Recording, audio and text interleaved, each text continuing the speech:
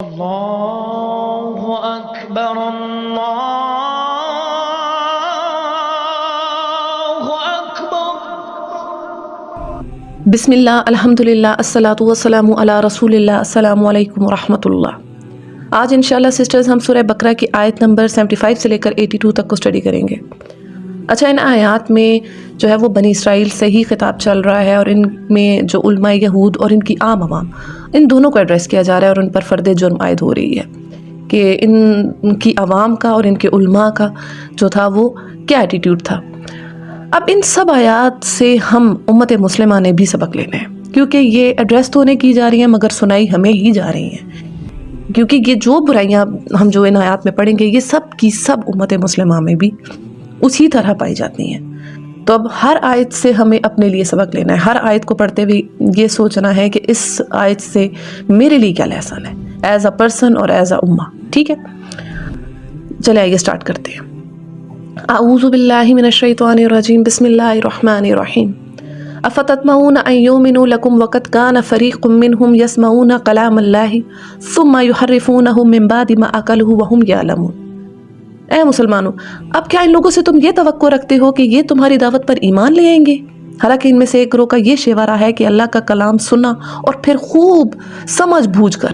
دانستہ اس میں تحریف کی، یعنی جان بوجھ کر اس میں تحریف کر دی، سب کچھ سمجھ آ گیا، امینڈمنٹ کر دی اس میں۔ ہوا یہ تھا کہ جو یہود تھے، ان کی جو بک تھی تورات، اس کے اندر نبی کریم صلی اللہ علیہ وآلہ وسلم کی جو پروفیسیز تھی نا وہ موجود تھیں کہ آپ صلی اللہ علیہ وآلہ وسلم آئیں گے، آپ کے یہ اوصاف ہوں گے، مطلب یہ سب بتایا گیا تھا، اور یہ بھی بتایا گیا تھا کہ یثرب میں آئیں گے، اور یہ مطلب یہ ساری چیزیں جو تھیں ان کے علماء کو پتہ تھیں کہ اس طرح سے ایک آخری نبی آنے والا ہے۔ اسی بنا پر وہ مدینہ کے اندر جو نا، مدینہ کا پہلے نام یثرب تھا نا، تو مدینہ کے گرد انہوں نے اپنا جو تھا نا، مدینہ میں اپنا جو تھا وہ ڈیرا رکھا ہوا تھا، اپنا وہ آبادی کر لی تھی کہ آخری نبی جو ہے وہ یہاں آنے والا ہے۔ اور اس وقت جو مدینہ میں مشرکین کے قبائل تھے، اوس اور خزرج، ان سے ان کی لڑائیاں ہوتی تھیں۔ تو جب ان سے لڑائی ہوتی تھی نبی کریم صلی اللہ علیہ وآلہ وسلم کی آمد سے پہلے، اور آپ کے جو نبوت ہے اس کے بعثت سے پہلے، تو یہ مشرکین کو نا بڑا، اوس و خزرج کے جو مشرکین تھے ان کو بڑے اس بات پہ نا بڑا دھمکاتے کہ ابھی تو تم لوگ ہمیں مار رہے ہو نا، تو آخری نبی جب آئے گا تو پھر ہم جو ہے نا سارے بدلے تم لوگوں سے واپس لیں گے، ٹھیک ہے۔ تو ان کو بڑا مسلس دکھاتے تھے اس بات پہ۔ تو اوس و خزرج کے جو مشرکین تھے انہوں نے نبی کریم صلی اللہ علیہ وآلہ وسلم کے یہ جو اوصاف تھے، جو ساری جو تھی ان کی جو نشانیاں تھیں، وہ ان کے منہ سے سن رکھی تھی، ان کے علماء کے زبانی۔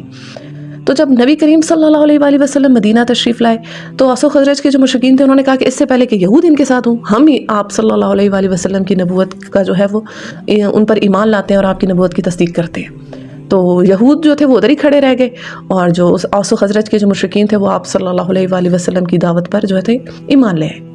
اب ہوا یہ کہ جو اوس و خزرج کے جو مشرکین تھے، جب وہ اسلام قبول کر گئے تو ان میں کچھ جو نیو مسلمز تھے، جو نئے مسلمان ہوئے تھے، ان لوگوں کے دل میں یہ خواہش آتی تھی کہ دیکھو ہم نے انہی کے علماء سے یہ ساری باتیں سنی تھی، یہود کے علماء سے، کہ ایک آخری نبی آئے گا، اس میں یہ ساری خوبیاں ہوں گی، یہ نشانیاں ہوں گی، تو ہم تو ایمان لے آئے ہیں، اب جب یہ نبی آ گیا ہے تو یہ خود کیوں نہیں ایمان لا رہے؟ ایک کوشچن ارائز ہوتا ہے نا انسان کے ذہن میں کہ بھائی جس بندے نے مجھے ہدایت دی ہے، مجھے بتایا صحیح رستہ، وہ خود اس چیز کو فالو کیوں نہیں کر رہا، وہ خود اس چیز کی کیوں وہ نہیں کر رہا، اس کو لے کر وہ خود کیوں شک شبے میں ہے۔ تو یہ چیز جو تھی وہ تھوڑا سا نا وہ کر رہی تھی، کنفیوژن کریٹ کر رہی تھی۔ تو اس پر اللہ جل شانہ نے ارشاد فرمایا کہ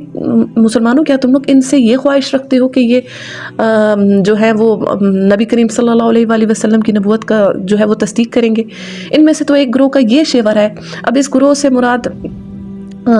وہ گروہ بھی ہو سکتا ہے جو حضرت موسیٰ علیہ السلام کے ساتھ کوہ طور پر 70 افراد گئے تھے، جنہوں نے اللہ تعالیٰ کا کلام سنا تھا، ٹھیک ہے، اور پھر یہ کہا تھا کہ صرف سننے پر ہم اکتفا نہیں کریں گے، ہم دیکھیں گے، ٹھیک ہے، حتیٰ نر اللہ جہرتاً، آپ لوگوں نے پچھلی آیات میں پڑھا بھی ہے نا، کہ انہوں نے کہا تھا کہ ہم دیکھیں گے تب ہم مانیں گے۔ تو اب خود اندازہ لگا لے، جنہوں نے اللہ کا کلام سنا اور اپنے وقت کے پیغمبر کا کلام جو ہے اس کو جھٹلا دیا، اللہ کے کلام کو سن کر جنہوں نے جھٹلا دیا اور اپنے پیغمبر کی بات کو جھٹلا دیا، تو وہ تمہارے پیغمبر کی بات کو کیا سنیں گے؟ کیا ایکسپیکٹیشن رکھتے ہو کہ یہ تمہارے پیغمبر کی بات پر ان کی جو نبوت ہے اس کو مان لیں گے، ان کی تعلیمات پر ایمان لیں گے؟ نہیں، ایسا نہیں ہے۔ اور یہ کیوں ایمان نہیں لے کر آئے تھے؟ وجہ تھی حسد، یہ لوگ ایکسپیکٹ کر رہے تھے کہ جو آخری نبی آئے گا وہ بنی اسرائیل میں سے ہوگا، یعنی ہماری نسل سے ہوگا، اور وہ آپ صلی اللہ علیہ وآلہ وسلم بنی اسماعیل میں سے آ گئے، حضرت اسماعیل کی ذریت میں سے آ گئے. تو یہ چیز تو ان کے لیے وہ قابل برداشت ہی نہ ہوئی. مطلب اللہ تعالیٰ کی تقسیم پر یہ راضی نہ ہوئے نا، تو حسد کی بنا پر انہوں نے آپ صلی اللہ علیہ وآلہ وسلم کی نبوت کو نہیں مانا، اور اس چیز کو لوگوں کے لیے بھی کنفیوژن کریٹ کر دیا کہ جب لوگ ان سے پوچھتے تو کچھ کو کہتے ہیں ہاں جی آخری نبی ہے لیکن امیوں کا ہے، یہ ہے وہ ہے، مطلب ادھر ادھر کی باتیں کرتے. صحیح بات نہیں بتائی انہوں نے، اور نہ ہی بتائی اور نہ ہی خود اس پر عمل کیا. اور اللہ تعالیٰ کے کلام کو دیکھیں، ان کے جو علماء تھے نا وہ تورات کو پڑھتے تھے، پڑھاتے تھے،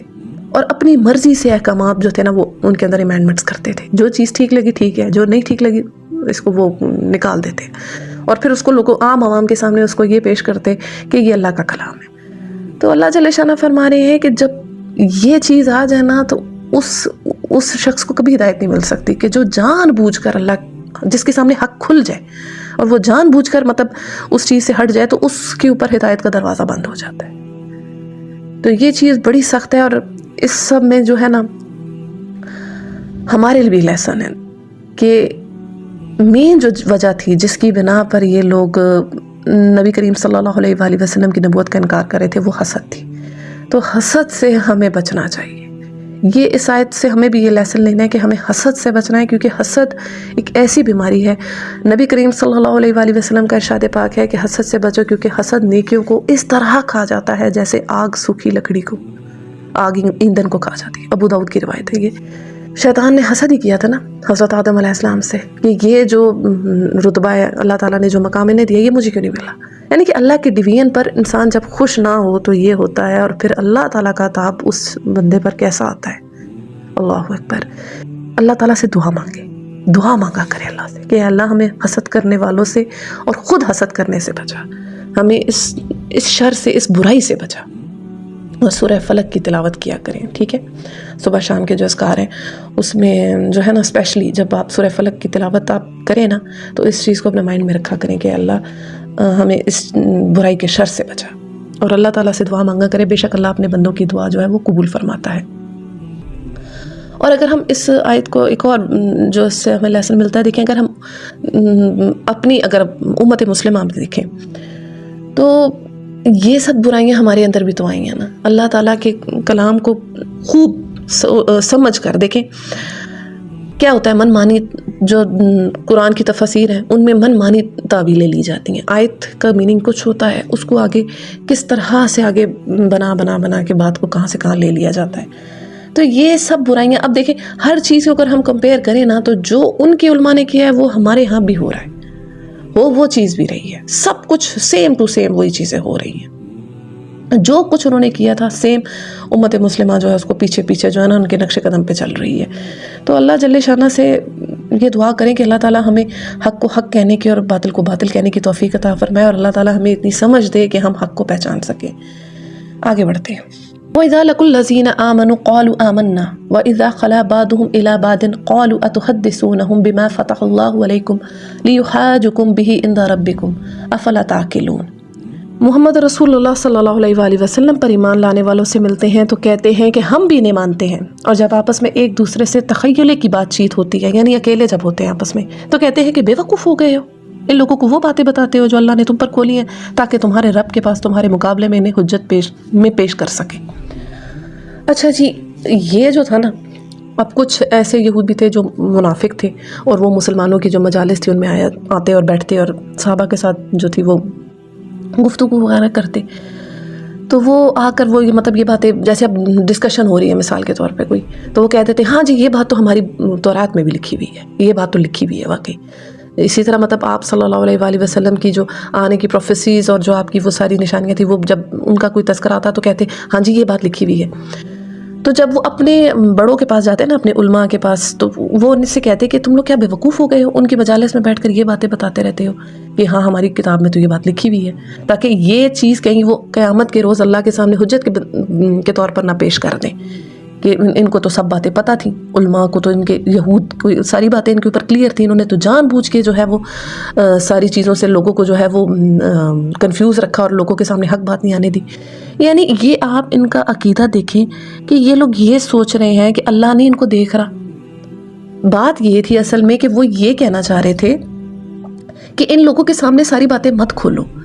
ساری ہر بات ان کے سامنے مت کھولو، تو یہ تو تم پر چھا جائیں گے پھر، یعنی کہ ان کو تو سارا وہ مل جائے گا کیونکہ آخری نبی ان کا ہے، تو یہ تو ساری سرداری تو ان کے پاس چلی جائے گی، تو یہ تو دنیا میں تمہارے اوپر چھا جائیں گے، اور قیامت کے روز بھی اللہ کے سامنے یہ لوگ تمہارا مقدمہ لڑیں گے کہ ان کی تو بکس میں ساری باتیں لکھی ہوئی تھیں، لے تو جان بوجھ کر انہوں نے جو ہے وہ قرآن پر ایمان نہیں رکھا اور آپ صلی اللہ علیہ وآلہ وسلم کی نبوت کی تصدیق نہیں کی۔ یہ عقیدہ اب آپ خود سوچیں کہ کیا یہ نہیں سوچ آ رہی تھی کہ اللہ تو ہر ظاہر اور باطن سے ان کے ہر عمل سے واقف ہے، ہر چیز سے واقف ہے۔ اللہ کے بارے میں ان کا یہ عقیدہ تھا، اللہ سے بھی اپنے جو نہ تھے وہ اپنے کاموں کو اور کرتوتوں کو یہ سمجھ رہے تھے کہ ہمارے جو ہے نا وہ چھپ جائیں گے۔ اللہ اکبر، یہ جو کچھ لوگ ہوتے ہیں نا گناہ کر کے اپنے آپ کو انوسینٹ پروف کرنا اور اس چیز کو بڑا اسمارٹنیس سمجھنا کہ ہم لوگوں کو دھوکہ دے رہے، تو یہ ہم بڑے کلیور ہیں، ہم بڑے اوور اسمارٹ ہیں، اور دیکھو ہم نے کیسے اس کو چکما دیا، ہم نے کیسے چالاکی کی۔ یہ بہت بڑی بے وقوفی ہے، اور یہ سب سے بڑا ظلم اپنے آپ کے ساتھ ہے، اپنی جان کے ساتھ ظلم ہے، کیونکہ ہم اپنی جان کو جو ہے نا وہ آگے آگ کا جو ہے نا ایندھن بنا رہے ہیں۔ تو اس سے یہ لیسن بھی ہمارے لیے ہے کہ خود کو جو لوگ سمجھتے ہیں نا کہ ہم بہت اوور سمارٹ ہیں اور دھوکہ دہی سے ہم جو ہے نا کچھ دنیا کا نفع حاصل کر لیں گے، کیونکہ یہ سب دنیا کے نفع کے لیے یہ کر رہے تھے نا، دنیا میں ان کو فائدہ نظر آ رہا تھا نا، اور اسی کے لیے تھے کہ دنیا ہی میں ہمیں جو دنیا کا نقصان ہے وہ ان کی نظر میں نقصان تھا، اور جو دنیا کا فائدہ تھا وہ ان کی نظر میں فائدہ تھا، آخرت کا تو وہ ان کو کوئی فکر ہی نہیں تھی، اور اللہ کے بارے میں ان کے کیسے فاسد عقیدے تھے۔ تو یہی چیز سمجھ لینی چاہیے کہ یہ بہت تھوڑا ٹائم ہے اور بہت تھوڑا ٹائم سپین ہے، ادھر اگر آپ کو تھوڑا سا اگر فائدہ مل بھی گیا تو وہ بہت عارضی اور بہت ٹیمپرری ہے۔ اور اس آیت سے میں ایک اور پوائنٹ آپ لوگ کے سامنے جو ہے نا وہ رکھوں گی کہ جس طرح علماء یہود کو، جو بنی اسرائیل کے علماء تھے، انہیں یہ بات پتہ تھی کہ آپ صلی اللہ علیہ وآلہ وسلم ہی جو ہیں وہ اللہ کے آخری نبی ہیں، جیسے کہ سورہ صف کی آیت نمبر 6 میں ہے وَإِذْ قَالَ عِيسَى ابْنُ مَرْيَمَ إِنِّي رَسُولُ اللَّهِ إِلَيْكُمْ مُصَدِّقًا لِمَا بَيْنَ يَدَيَّ مِنَ التَّوْرَاةِ وَمُبَشِّرًا بِرَسُولٍ يَأْتِي مِن بَعْدِي اسْمُهُ أَحْمَدُ۔ اور یاد کرو جب عیسیٰ ابن مریم نے کہا کہ اے بنی اسرائیل میں تمہاری طرف اللہ کا رسول ہوں، اپنے سے پہلے کتاب توریت کی تصدیق کرتا ہوا اور ان کے رسول کی بشارت سناتا ہوا جو میرے بعد تشریف لائیں گے، ان کا نام احمد ہے۔ یعنی ان کے علماء کو یہ ساری بات پتہ تھی کہ آپ صلی اللہ علیہ وآلہ وسلم کا نام احمد ہوگا، اور یہ ساری جو آپ کی جو مطلب پروفیسیز تھیں وہ ساری ان کے اس میں تھی، علم میں تھی، مگر انہوں نے عام عوام سے اس بات کو چھپائی رکھا، ٹھیک ہے۔ اب اگر یہ چیز آپ آج کل ہم اپنی امت میں دیکھیں تو جو ہمارے علماء ناحق ہیں، جو علماء سو ہیں، میں ایک ایگزامپل کوٹ کرتی ہوں، سپوز ہمیں نماز کا طریقہ اگر فالو کرنا ہے تو اگر ان کے سامنے آپ حدیث سے جو ہے وہ نماز کا طریقہ رکھیں گے تو وہ عام عوام کو کبھی بھی اس طریقے پہ نہیں آنے دیں گے، اس کے لیے وہ اتنے دلائل پیش کریں گے، اتنی باتیں گھڑیں گے، ایک عام انسان کو ایسا گمراہ کریں گے کہ اللہ اکبر، یعنی عام عوام تک جو ہے نا وہ حق کبھی نہیں وہ پہنچنے دیتے، وہ اس کو اس طرح سے گول مول سی بات کر کے اور من مانی تعویلیں کر کے، من مانی باتیں اس کے اندر جو ہے وہ فیبریکیٹ کر کے، یہ ہے تو وہ ہے، وہ ہے تو یہ ہے، اپنے مسلک کو اور اپنے اس چیز کو جو ہے وہ ڈیفینڈ کر کے جو ہے وہ ساری بات بتائیں گے اور کہیں گے نہیں جی حدیث نہیں فالو کرنی ہے، آپ نے اس چیز کو فالو کرنا ہے۔ اور یہ آپ دیکھتے ہوں گے ایسے، میں تمام علماء کی بات نہیں کر گئی، ٹھیک ہے، علماء سو کی بات ہو رہی ہے، علماء ناحق، ورنہ جو علماء حق ہیں، جو اچھے علماء ہیں، ان کی تو اتنی خدمات ہیں، اللہ تعالیٰ ان سب سے راضی ہو۔ یہ ناحق علماء کی بات ہو رہی ہے جو کہ ایک عامی شخص کو، ایک عام عوام جو ہوتی ہے اس کو کس طرح وہ گمراہی میں ڈال دیتے ہیں۔ اب یہاں پر کسی کے مائنڈ میں یہ کوشچن ارائز ہو کہ اس سب میں ایک عام فرد کا، جو ایک عام انسان ہے، اس کا پھر کیا قصور ہے؟ اس کا تو کوئی گناہ نہیں، اس کو تو جو علماء نے جو کچھ کہا، جو پٹی پڑھائی، تو وہ تو اسی کو فالو کرے گا۔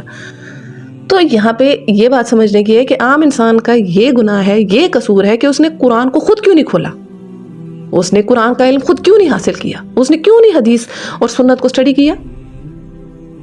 ہدی للناس آیا نا، یہ تمام لوگوں کے لیے ہدایت ہے۔ تو مولوی ایز اے پروفیشن کب سے جو ہے وہ نکلا؟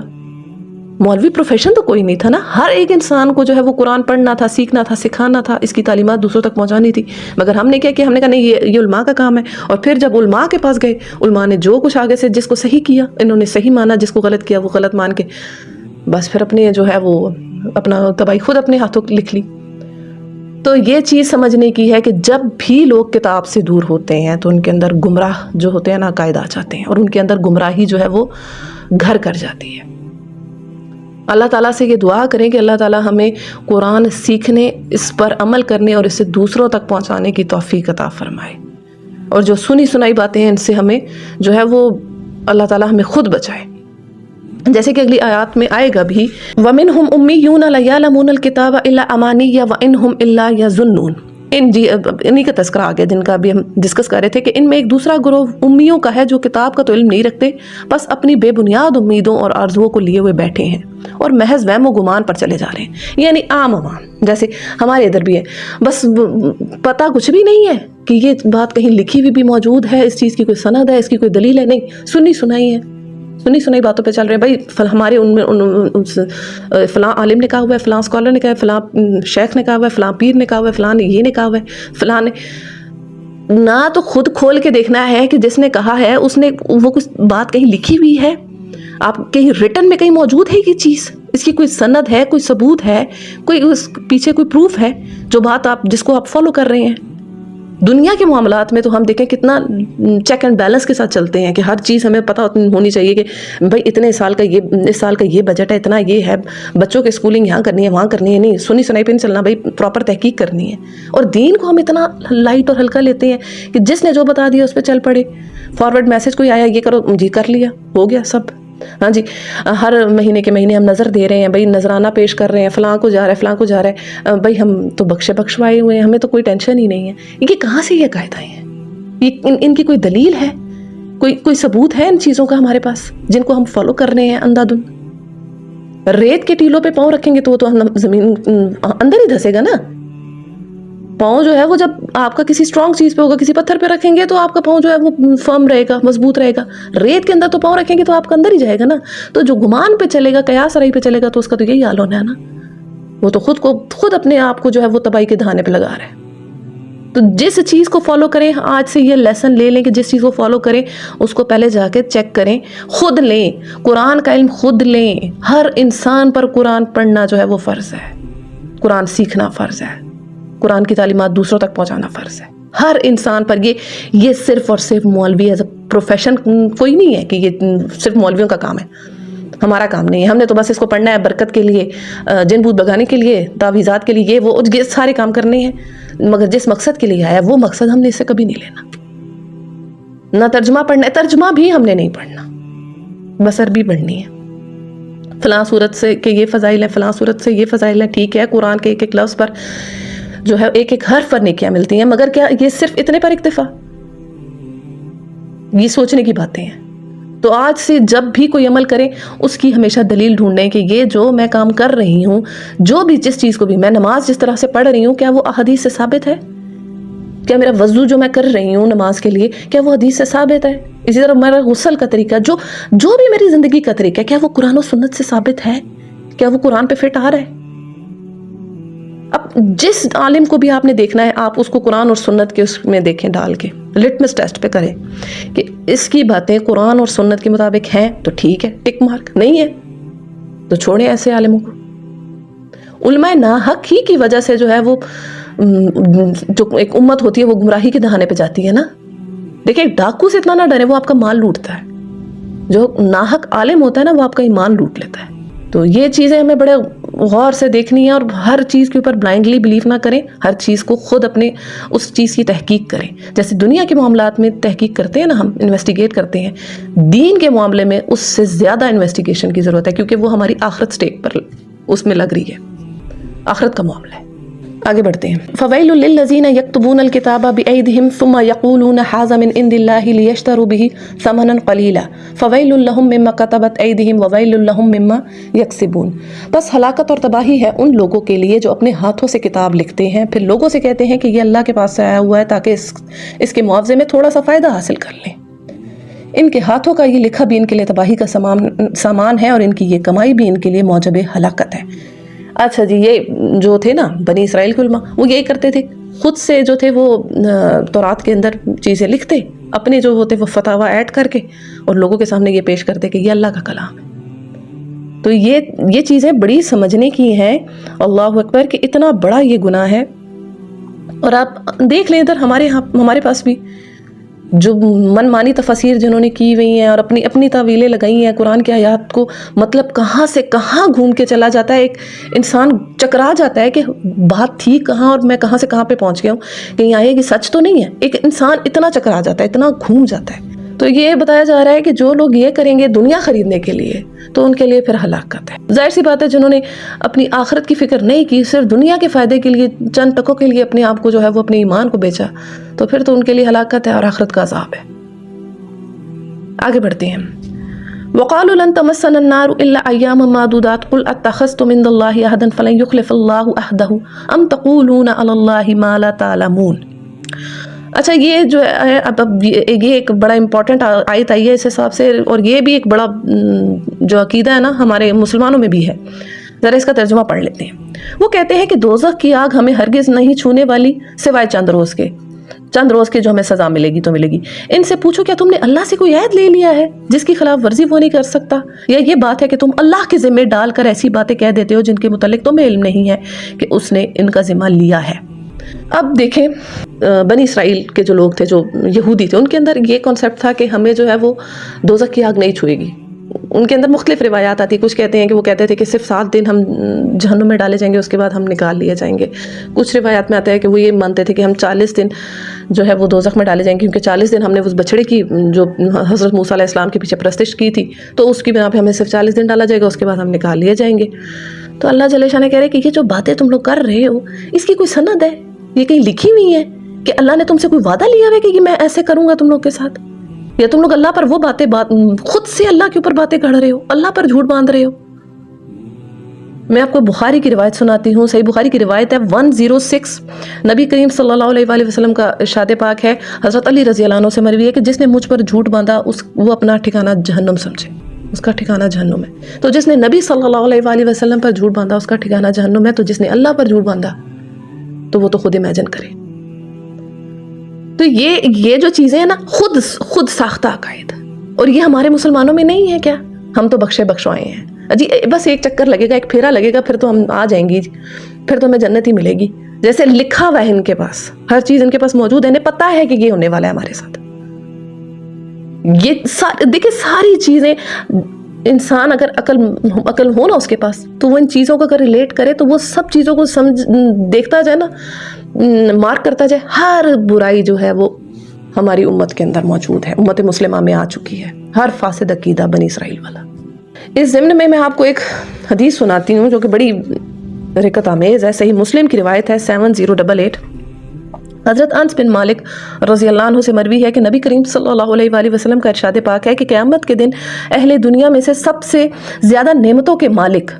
جہنم کے ایک مستحق کو لایا جائے گا اور اسے آگ میں ڈبکی دلائی جائے گی. پھر کہا جائے گا، آدم کے بیٹے کیا تو نے کبھی کوئی بھلائی دیکھی؟ کیا کبھی تمہیں کوئی نعمت چھو کر گزری؟ تو وہ کہے گا، اے پروردگار اللہ کی قسم کبھی نہیں. اور دنیا میں سب سے زیادہ اذیتیں سہنے والے جنت کے مستحق کو لایا جائے گا اور اسے جنت میں ایک غوطہ دلوایا جائے گا، یعنی نہر میں. پھر سے پوچھا جائے گا کہ آدم کے بیٹے کیا تم نے کبھی کوئی تکلیف دیکھی؟ کیا کوئی تنگی تمہیں کوئی تنگی چھو کر گزری؟ تو وہ کہے گا، نہیں اللہ کی قسم پروردگار مجھے کبھی کوئی اذیت نہیں اٹھانی پڑی اور میں نے کبھی کوئی سختی نہیں دیکھی. یعنی قیامت کے دن 2 شخص ہوں گے. ایک وہ ہوگا جس نے دنیا کے اندر جو ہے نا بڑی نعمتیں دیکھی ہوں گی، بڑی ٹھاٹ واٹ کی زندگی گزاری ہوگی، بڑی لگژریز دیکھی ہوں گی،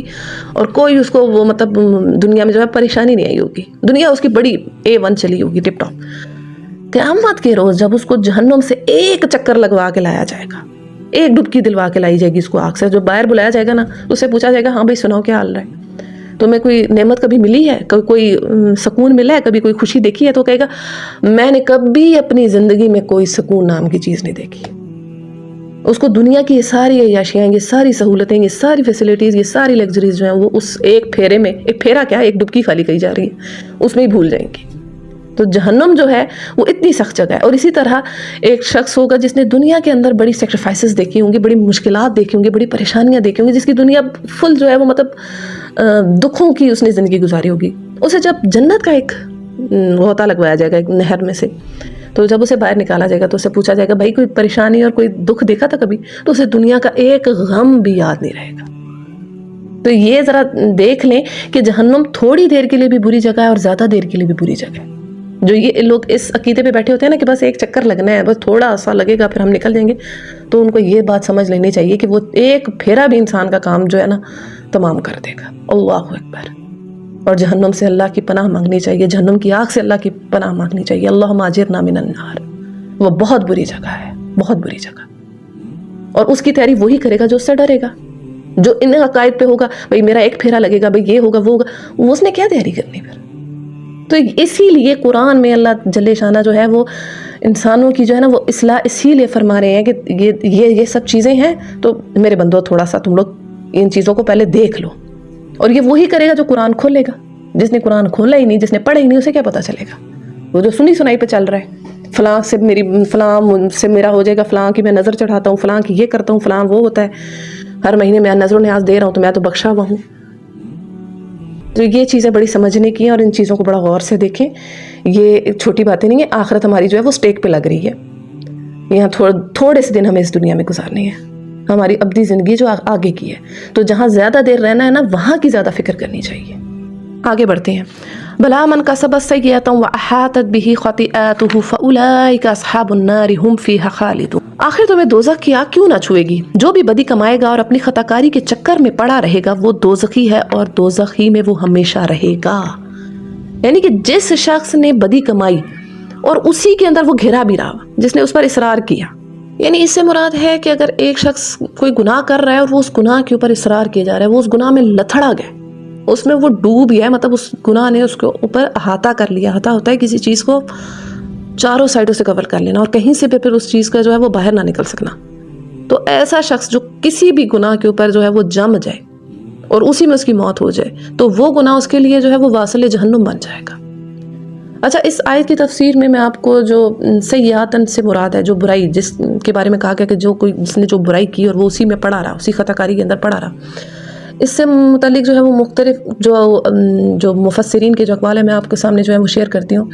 ابن عباس اس سے مراد دیتے ہیں کہ اس سے مراد کفر ہے، اور ایک روایت میں آپ ہی سے مراد جو ہے وہ شرک لیا گیا ہے۔ ابو وائل اور ابو العالیہ اور مجاہد اکرمہ اور حسن قتادہ رحمہ اللہ علیہ جو ہے وہ بھی اس سے یہی مروی لیتے ہیں کہ اس سے مراد ہے شرک اور کفر، یعنی کہ جس شخص نے شرک اور کفر کو نہیں چھوڑا، اس کے ساتھ اگر اس نے کوئی نیکی بھی کی ہے تو وہ ساری کی ساری جو ہیں وہ ضائع ہو جائیں گی۔ اچھا، یہاں پر میں ربیع رحمہ اللہ علیہ کا قول جو ہے وہ بھی نقل کروں گی کہ وہ کہتے ہیں اس سے مراد ہے وہ شخص جو گناہوں پر مرے اور اسے توبہ نصیب نہ ہو۔ یعنی کہ کوئی بھی شخص جو گناہ پر تھا، ایک تو وہ ہوتا ہے جس نے توبہ کر لی، اپنا کوئی گناہ کیا، اس نے اس پر جو ہے وہ اللہ کے آگے معافی مانگ لی، وہ نہیں اس کیٹیگری میں آتا۔ لیکن ایک وہ شخص ہے جس نے ایک گناہ کیا اور اس پر وہ بضد رہا اور ساری زندگی اس نے وہ گناہ نہیں چھوڑا، تو وہ جو ہے وہ بھی اس کیٹیگری میں آ جاتا ہے کہ اس نے اس گناہ پر کبھی نہ توبہ کی اور نہ کبھی نادم ہوا، تو وہ گناہ جو ہے وہ بھی انسان کے لیے جو ہے وہ واصل جہنم بن جاتے ہیں۔ مسند احمد کی ایک روایت ہے 23194، میں آپ کو سناتی ہوں کہ آپ صلی اللہ علیہ وآلہ وسلم نے ارشاد فرمایا کہ معمولی اور حقیر گناہوں سے بھی بچا کرو، اس لیے کہ ان کی مثال ان لوگوں کی سی ہے جو کسی وادی میں اتریں، ایک آدمی ایک لکڑی لائے اور دوسرا دوسری لکڑی لائے، اور اسی طرح وہ اپنی روٹیاں پکا لے، اور حقیر گناہوں پر جب انسان کا مواخذہ ہوگا تو وہ اسے ہلاک کر ڈالیں گے۔ یعنی چھوٹے گناہ بھی جو ہوں گے، چھوٹے گناہ، ہم تو چھوٹے گناہوں کو نہیں سمجھتے نا کہ یہ چھوٹا ہے، خیر ہے، اس سے کیا ہوتا ہے، چھوٹے گناہ بھی، صغیرہ گناہ بھی ملا کر جب ہوں گے تو وہ اتنے بڑے کبیرہ کی شکل جو ہے وہ اختیار کر جائیں گے، اور وہ انسان کے لیے جو ہے وہ ہلاکت کا سبب بن جائیں گے۔ میں اس آیت کے اس میں آپ کو ایک چیز جو ہے وہ چھوٹی سی جو ہے سمجھانا چاہوں گی کہ سپوز ایک انسان ہے، وہ اس نے دین کے باقی تمام احکامات پہ عمل کیا، لائک اس نے نماز بھی پڑھی پوری زندگی، روزہ بھی رکھا، حج بھی کر لیا، زکوٰۃ بھی دے دی، لیکن دین کا کوئی ایک ایسا حکم تھا جس پر اس نے پوری زندگی عمل نہیں کیا۔ سپوز سود لے لے، پوری زندگی اس نے نا سود لینا نہیں چھوڑا، لینا یا دینا جو بھی تھا، سود کا کام اس نے پوری زندگی نہیں چھوڑا، اور اسی پر اس کو موت آ گئی، ٹھیک ہے۔ اب باقی اس نے پوری اطاعت کی ہے، سارے احکامات کو جو ہے وہ فالو کیا، دین کے، نماز روزہ سب کو کیا، لیکن ایک جو حکم تھا دین کا، جو ایک اللہ کا حکم تھا، اس کو اس نے بالکل چھوڑ دیا، اس پر وہ مسلسل بضد رہا، اصرار کرتا رہا۔ اصرار ہوتا ہے نا کہ ایک چیز کے اوپر بار بار اس چیز کو کرتے رہنا اور اس سے ہٹنا نہیں، تو وہ گناہ جو ہے وہ اس کو جو ہے وہ اس کے لیے واصل جہنم بن جائے گا، کیونکہ ایک دین کا ایک حکم تو اس نے سرے سے اس کو فالو ہی نہیں کیا نا، یعنی جزوی اطاعت کی اس نے، جزوی اطاعت تو کوئی اطاعت نہیں ہے، یعنی کہ اپنے مطلب کے ہم احکامات کو لیں، یہ والا کریں گے یہ والا نہیں کریں گے، ہاں بھائی اتنا کریں گے اتنا کریں گے، بھائی اتنا تو دین کو کوئی فالو نہیں کر سکتا نا، ایسے مطلب ہم کہتے ہیں نا بس کریں نا بھائی، تھوڑا بہت چلیں گے، تھوڑا بہت دنیا داری بھی تو ہے، تو یہ چیز بالکل بھی نہیں ہے اور یہ قابل قبول نہیں ہے۔ دین کو فالو کرنا ہے تو پورے کا پورا فالو کرنا ہے، ادخلوا فی السلم کافہ، دین اسلام میں پورے کے پورے داخل ہو، ہر حکم ماننا ہے، ہر حکم پر کہنا ہے قالوا سمعنا واطعنا، ہم نے سنا ہم نے اطاعت کی۔ یہ چیز بڑی امپورٹنٹ ہے کیونکہ یہ بھی بہت لوگوں میں یہ گمراہی ہوتی ہے کہ وہ یہ کہتے ہیں ہم باقی کام تو کر رہے ہیں نا، اگر ایک گناہ بھی اگر آپ نے ساری زندگی نہیں چھوڑا اور نہ اس کو چھوڑنے کا ارادہ کیا اور نہ اس پر آپ توبہ طائب ہوئے تو وہ بھی انسان کے لیے جو ہے وہ واصل جہنم انسان کو کر دے گا، وہ انسان کو جو ہے وہ لے بیٹھے گا اور وہی اس کی ساری نیکیوں کو کھا جائے گا۔ تو یہ بڑی ٹیکنیکل اور بڑی امپورٹنٹ چیز ہے، اس کو سمجھنا ہے ہمیں، اور اللہ تعالیٰ ہمیں اس سے بچائے اور اللہ تعالیٰ ہمیں اپنی پورے کے پورے اسلام کے اندر داخل ہونے کی توفیق عطا فرمائے اور دین اسلام کو ہم اس کی تعلیمات پر عمل کرنا جو ہے وہ ہمارے لیے آسان کر دے۔ دعا مانگا کرے اللہ سے، دعا مانگیں، کیونکہ دعا جو ہے وہ مومن کا ہتھیار ہے، ان سب مشکلات کا جو حل ہے وہ دعا میں رکھا ہوا ہے، اللہ سے مانگے، اللہ تعالیٰ آپ کے لیے آسانیاں کرے گا، کیونکہ اللہ جل شانہ کا ارشاد پاک ہے یا ایھا الذین آمنوا ان تنصروا اللہ ینصرکم ویثبت اقدامکم، اے لوگوں جو ایمان لائے اگر تم اللہ کی مدد کرو گے تو اللہ تمہاری مدد کرے گا اور تمہارے قدم مضبوط جما دے گا۔ یعنی کہ جو لوگ اللہ کی مدد کریں گے، یعنی خود دین پر عمل کریں گے، دوسروں تک دین پہنچائیں گے اور اللہ کے دین کو دوسروں تک پہنچانے کا ذریعہ بنیں گے، اللہ کے دین کو غالب کرنے کا ذریعہ بنیں گے، تو ان کو کیا ہوگا، اللہ تعالیٰ ان کے قدم جما دے گا، ویثبت اقدامکم، یعنی دین پر عمل کرنا ان کے لیے آسان ہو جائے گا۔ ایک ہوتا ہے نا دین کے احکامات فالو کرنا مشکل لگ رہے ہوتے ہیں کہ یہ کیسے کریں یہ کیسے کریں، تو اللہ ایسے لوگوں کے لیے دین کے احکامات فالو کرنا بھی آسان کر دیتا ہے جو اللہ کی مدد کرتے ہیں۔ تو یہ چیزیں بڑی سمجھنے کی ہیں اور اللہ تعالیٰ ہمیں قرآن کا صحیح معنوں میں جو فہم ہے وہ عطا فرمائے تاکہ ہم اپنی زندگیوں کو جو ہے وہ سنوار سکیں۔ آگے بڑھتے ہیں۔ والذین آمنوا وعملوا الصالحات اولئک اصحاب الجنۃ هم فیہا خالدون، اور جو لوگ ایمان لائیں گے اور نیک عمل کریں گے وہی جنتی اور جنت میں وہ ہمیشہ رہیں گے۔ جہاں برے لوگوں کا تذکرہ ہوا وہیں اللہ پاک جنتیوں کا تذکرہ کرتا ہے۔ یہ قرآن کا ایک بہت خوبصورت اسلوب ہے، صرف بروں کا میں نہیں بتا رہا، میں جو اچھے اعمال کریں گے ان کو جو میں اجر دوں گا، تو وہ بھی تم لوگوں نے اس کو بھی دیکھ لو کہ جو میرے احکامات کو فالو کریں گے وہ جنتوں میں رہیں گے اور ہمیشہ کی جنت ہوگی ان کے لیے۔ آخر میں اللہ تعالیٰ سے دعا ہے کہ جو کچھ ہم نے پڑھا اس پر ہمیں عمل کرنے کی اور اسے دوسروں تک پہنچانے کی توفیق عطا فرمائے۔ دعا میں یاد رکھیے گا۔ السلام علیکم ورحمۃ اللہ۔